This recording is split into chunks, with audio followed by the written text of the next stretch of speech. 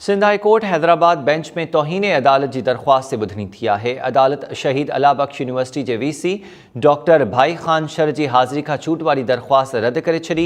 University के मुलाजिम ग़ुलाम परवर ओढो कानून मौजूब 16 ग्रेड न ॾियण तां डॉक्टर भाई खान ख़िलाफ़ दरख्वास्त दाख़िल कराई हुई। अदालत पारां तलब करण ते डॉक्टर भाई खान शर पेश न थियो ऐं हाज़िरी का आजो करण वाली दरख्वास्त जमा कराई।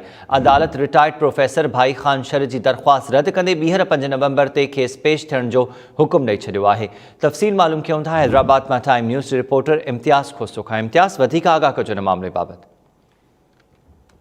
बिल्कुल Aamir, Sindh high court circuit bench Hyderabad vice chancellor भाई खान शर जी हाज़िरी का अॼु दरख्वास्त जेका है उहा रद्द करे छॾी आहे। भाई खान शर अॼु अदालत पहुची अदालत खे आगाही ॾिनी त हू वाइस चांसलर आहे, इन करे उनखे हाज़िरी सां मिले, पर अदालत उनजी जेका दरख्वास्त आहे उहा रद्द करे छॾी आहे। मुलाज़िम आहे ग़ुलाम परवर ओढो, हुन पंहिंजी ग्रेड न मिलण ख़िलाफ़ अदालत में दरख्वास्त दाख़िल कई में मौक़फ़ अख़्तियार कयो हो त भाई खान शर उते करप्शन कई है, गॾोगॾु उन मेरिट की लताम कई है। उते जेके ॿिया माण्हू आहिनि जिन्हनि 20, 25 या 30 खां 35 मार्कूं हासिल कयूं आहिनि, उनखे हुन मुबैना तौर ते 14 ग्रेड ऐं 17 ग्रेड ॾेई नवाज़े छॾियो आहे, जॾहिं त हू पास आहे ऐं उन जूं बि 31 खां वधीक मार्कूं आहिनि। जेकॾहिं हू 35 या 19 वारो जेको नाइब कासिद आहे उनखे पास कयो वियो आहे त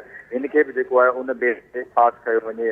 उन खां पोइ अदालत इनखे तलब कयो हो, अॼु ही अदालत में पेश थियो आहे।